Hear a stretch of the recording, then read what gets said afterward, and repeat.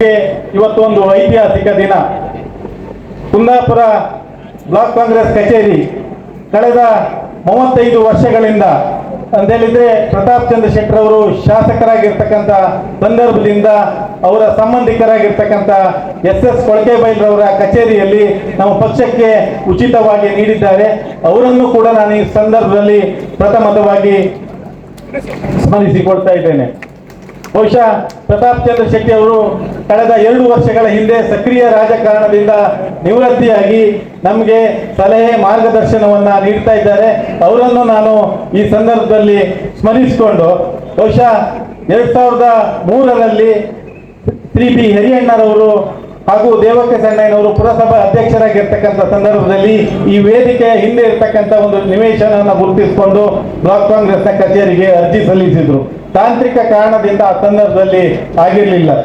ನಂತರದಲ್ಲಿ 2013ರಲ್ಲಿ ಅದೇ ಜಾಗದಲ್ಲಿ ಶ್ರೀಯುತ ಮಲ್ಯಾಡಿ ಶಿವರಾಮ್ ಶೆಟ್ಟರು ಬಹುಶಃ ಅವಿರತವಾಗಿ ಪ್ರಯತ್ನ ಮಾಡಿ ಈಗ ಒಂದು ಕಚೇರಿ ಕಟ್ಟಡಕ್ಕೆ ಪ್ರಯತ್ನ ಮಾಡಿದ್ರು. ಆಗ ಕಾರಣದಲ್ಲೂ ಸ್ವಲ್ಪ ತಾಂತ್ರಿಕ ಅಡಚಣೆಯಿಂದ ಈ ಒಂದು ಮಂಜೂರಾತಿ ಆಗಿರಲಿಲ್ಲ. ಆದರೆ 2021ರಲ್ಲಿ ನಾನು ಬ್ಲಾಕ್ ಕಾಂಗ್ರೆಸ್ನ ಅಧ್ಯಕ್ಷನಾಗಿರುವಂತಹ ಸಂದರ್ಭದಲ್ಲಿ ಎಲ್ಲ ಕಡತಗಳನ್ನು ತಯಾರಿಸಿ 2022ರಂದು ಕುಂದಾಪುರ ತಹಶೀಲ್ದಾರ್ ಅವರಿಗೆ ಕಳಿಸಿ ಈ ಒಂದು ಮಂಜೂರಾತಿಗೆ ನಾನು ಪ್ರಯತ್ನ ಮಾಡಿದೆ. ಈ ಪ್ರಯತ್ನದಲ್ಲಿ ನನಗೆ ಅಹರ್ನಿಶಿ ದುಡಿದವರು ಬಹುಶಃ ಅನೇಕರಿದ್ದಾರೆ. ಸ್ಥಳೀಯ ನಾನು ಇಲ್ಲಿ ಅವರ ಹೆಸರನ್ನ ಹೇಳೋದಿಲ್ಲ, 3-4 ಜನ ಯುವಕರು ನನ್ನ ಜೊತೆ ಪ್ರತಿ ಸಂದರ್ಭದಲ್ಲಿ ಹೋರಾಟವನ್ನು ಮಾಡಿದ್ರು.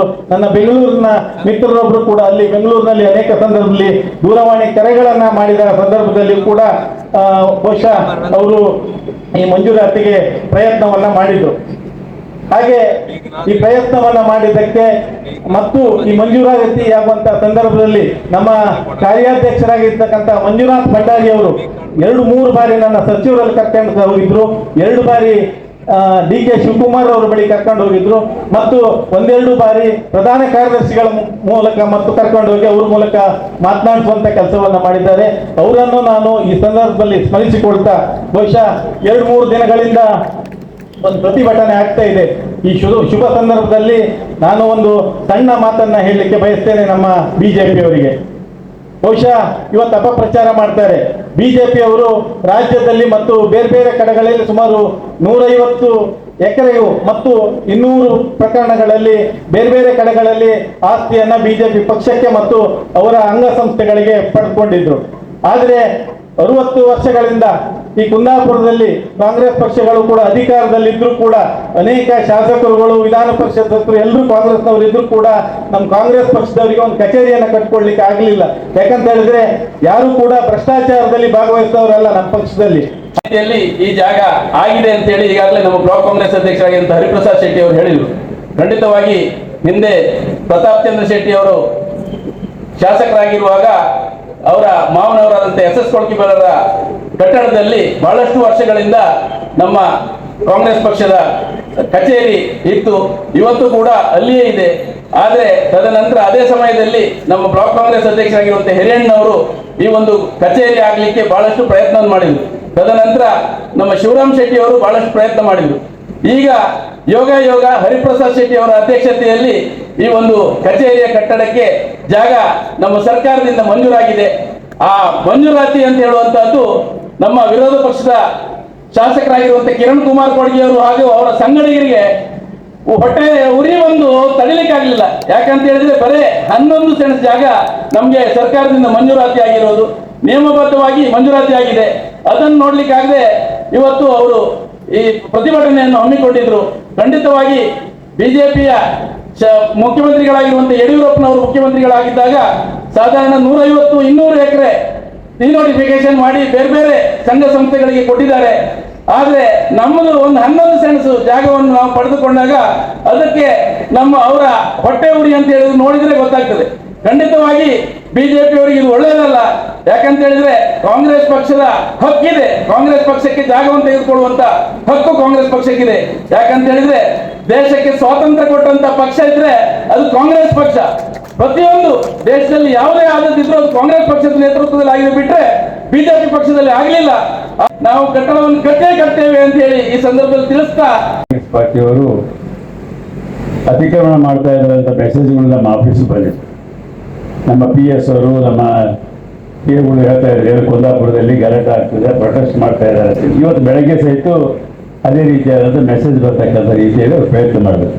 ನಾನು ನಮ್ಮವ್ರಿಗೆ ಹೇಳಿದೆ, ನೀವು ತಲೆ ಕೆಡಿಸ್ಕೊಳ್ಬೇಡಿ, ಇಡೀ ರಾಷ್ಟ್ರದಲ್ಲಿ BJP ಅವರು ಏನಾದರೂ ಮಾಡಬೇಕಾದ್ ಮಾಡೋದಾದ್ರೆ ಅವ್ರ ಉದ್ಯೋಗ ಯಾವುದಾದ್ರೂ ಒಳ್ಳೆ ಕೆಲಸ ಆಗ್ತಾ ಇದ್ರೆ ದೇಶದಲ್ಲಿ ಕಾಂಗ್ರೆಸ್ ಬೇರೆ ಪಕ್ಷಗಳಿಂದ ಅದು ದಾರಿ ತಪ್ಪಿಸ್ತಕ್ಕಂಥ ಕೆಲಸನೇ BJP ಅವರು. ಆ ರೀತಿಯಾಗಿ ನಮ್ಮೆಲ್ಲ ಪಕ್ಷದ ಮುಖಂಡರು ಕಾರ್ಯಕರ್ತರೆಲ್ಲ ಸೇರಿ ಕಾಂಗ್ರೆಸ್ ಆಫೀಸ್ನ ಕಟ್ಟಡ ನಿರ್ಮಾಣ ಮಾಡಲಿಕ್ಕೆ ಕಾರ್ಯಕ್ರಮ ಯಾವ ರೀತಿಯಾಗಿ ಮಾಡಬೇಕು ಅಂತೇಳಿ ಈಗಾಗಲೇ ಹರಿಪ್ರಸಾದ್ ಶೆಟ್ಟಿ ಅವರು ಹೇಳಿದಂತೆ ಈ ರಾಜ್ಯದಲ್ಲಿ ಎಲ್ಲೇ ನಾವು ಕಾಂಗ್ರೆಸ್ ಪಕ್ಷದ ಜಾಗ ಪಡಿಬೇಕಾದ್ರೆ ಇರುವಂಥ ಕಾನೂನಿನ ಪ್ರಕಾರ ಇವತ್ತು ನಾವು ಜಾಗಗಳನ್ನು ಪಡೆಯುವಂಥ ಒಂದು ಪ್ರಯತ್ನ ಮಾಡ್ತಾ ಇದ್ದೀವಿ. ಈಗಾಗಲೇ ಮಂಜುನಾಥ್ ಭಂಡಾರಿ ಹೇಳಿದಂತೆ ಶ್ರೀಮಾನ್ DK ಶಿವಕುಮಾರ್ ಅವರು ಹಿಂದಿನ ಸರ್ಕಾರದ 2013-18 ನಡೆದಿರ್ತಕ್ಕಂಥ ಸಂದರ್ಭದಲ್ಲಿ ಅವರೇ ಈ ಪ್ರಯತ್ನ ಮಾಡಿ ಡಾಕ್ಟರ್ ಪರಮೇಶ್ವರ್ ಅಧ್ಯಕ್ಷರು, ನಾನು ಜನರಲ್ ಸೆಕ್ರೆಟರಿಯಾಗಿ ಪಾರ್ಟಿಯಲ್ಲಿ ಇರ್ತಕ್ಕಂಥ ಸಂದರ್ಭದಲ್ಲಿ ಕಮಿಟಿಗಳನ್ನ ಮಾಡಿ ರಾಜ್ಯಾದ್ಯಂತ ಅನೇಕ ಕಡೆ ನಾವು ಅವರು ಕೂಡ ಇಬ್ಬರು ಪ್ರವಾಸ ಮಾಡಿದ್ವಿ. ಅಲ್ಲಿ ಬೆಳಗಾವಿ ಇರ್ಬೋದು, ಗುಲ್ಬರ್ಗ ಇರ್ಬೋದು, ಹುಬ್ಬಳ್ಳಿ ಧಾರವಾಡ ಇರ್ಬೋದು, ಅತಿ ಮುಖ್ಯವಾದಂಥ ಪ್ರದೇಶಗಳಲ್ಲಿ ಕಾಂಗ್ರೆಸ್ ಆಫೀಸ್ಗಳು ಆಗಲೇಬೇಕು ಅಂತೇಳಿ ಶ್ರೀಮಾನ್ ಶಿವಕುಮಾರ್ ಅವರು ಆ ಪ್ರಯತ್ನ ಮಾಡಿದರು. ಮುಂದುವರೆದು ಈ ಸರ್ಕಾರ ಬಂದ ಕೂಡಲೇ ಅವರು 100 ಆಫೀಸ್ಗಳನ್ನ ನಾವು ಪ್ರಾರಂಭ ಮಾಡಬೇಕು, ಅವ್ರಿಗೆ ಬೇಕಾಗಿರ್ತಕ್ಕಂಥ ಸ್ಥಳಗಳನ್ನು ಗುರುತಿಸಬೇಕು, ಕಾನೂನಿನ ಪ್ರಕಾರ ನಾವು ಆ ಜಾಗಗಳನ್ನು ಒದಗಿಸಿಕೊಡ್ಬೇಕು, ಅದರ ಮುಖಾಂತರ ಅಲ್ಲಿರ್ತಕ್ಕಂಥ ಪಕ್ಷದ ಕಾರ್ಯಕರ್ತರು ಮುಖಂಡರು ಕಾರ್ಯಾಲಯಗಳನ್ನು ಮಾಡಬೇಕು ಅಂತೇಳಿ ಒಂದು ನಿರ್ಧಾರಕ್ಕೆ ಬಂದು ಅದನ್ನು ಈಗಾಗಲೇ ಶ್ರೀಮಾನ್ ರಾಹುಲ್ ಗಾಂಧಿಯವರಿಗೂ ಮಲ್ಲಿಕಾರ್ಜುನ ಖರ್ಗೆ ಅವರಿಗೂ ಮಾಹಿತಿ ಕೊಟ್ಟು 100 ಆದ ಕೂಡಲೇ ನೀವು ಇಬ್ಬರು ಬಂದು ಇದಕ್ಕೆ ಶಂಕುಸ್ಥಾಪನೆ ಕಾರ್ಯಕ್ರಮದಲ್ಲಿ ಭಾಗವಹಿಸಬೇಕು ಅಂತೇಳಿ ಅವರಿಗೆ ರಿಕ್ವೆಸ್ಟ್ ಮಾಡಿದರು. ಮತ್ತು ಅದೇ ಮಾತನ್ನು ಪದೇ ಪದೇ ಎಲ್ಲ ಕಾಂಗ್ರೆಸ್ ಪಕ್ಷದ ಸಭೆಗಳಲ್ಲಿ ಮತ್ತು ಅದರ ಜೊತೆಯಲ್ಲಿ ಕ್ಯಾಬಿನೆಟ್ನಲ್ಲಿ ಎಲ್ಲ ಮಂತ್ರಿಗಳು ಸಹಿತ, ಇನ್ಚಾರ್ಜ್ ಮಂತ್ರಿಗಳಿಗೆಲ್ಲ ಸಹಿತ ಪ್ರತಿ ಮೀಟಿಂಗಲ್ಲಿ ಸಹಿತ ಅವರು ಇವತ್ತಿಗೂ ಹೇಳ್ತಾ ಇದ್ದಾರೆ. ಸೊ ಆ ದಿಶೆಯಲ್ಲಿ ಪ್ರದೇಶ ಕಾಂಗ್ರೆಸ್ ಅಂತ ಅಧ್ಯಕ್ಷರಾಗಿರ್ತಕ್ಕಂಥ ಶ್ರೀಮಾನ್ ಶಿವಕುಮಾರ್ ಅವರ ಪ್ರಯತ್ನದ ಮುಖಾಂತರ ಅವರ ಪ್ರತಿನಿಧಿಯಾಗಿರ್ತಕ್ಕಂಥ ಕಾರ್ಯಾಧ್ಯಕ್ಷರಾಗಿರ್ತಕ್ಕಂಥ ಮಂಜುನಾಥ್ ಭಂಡಾರಿ ಅವರು ಅವ್ರದ್ದು ಈ ಜಿಲ್ಲೆಯಲ್ಲಿ ಎಲ್ಲ ಕಡೆ ಕಾಂಗ್ರೆಸ್ ಆಫೀಸ್ಗಳನ್ನು ಮಾಡಬೇಕು ಅಂತೇಳಿ ಅವರ ಪ್ರಯತ್ನದ ಜೊತೆಯಲ್ಲಿ ಸ್ಥಳೀಯವಾಗಿರ್ತಕ್ಕಂಥ ಬ್ಲಾಕ್ ಅಧ್ಯಕ್ಷರು ಮುಖಂಡರ ಜೊತೆಯಲ್ಲಿ ಸಂಪರ್ಕ ಮಾಡಿ ಇವತ್ತು 2 ಬ್ಲಾಕ್ ಕಾಂಗ್ರೆಸ್ನಲ್ಲಿ ಶಂಕುಸ್ಥಾಪನೆ ಮಾಡ್ತಕ್ಕಂಥ ಒಂದು ಅವಕಾಶವನ್ನು ಕಲ್ಪಿಸಿದ್ದಾರೆ.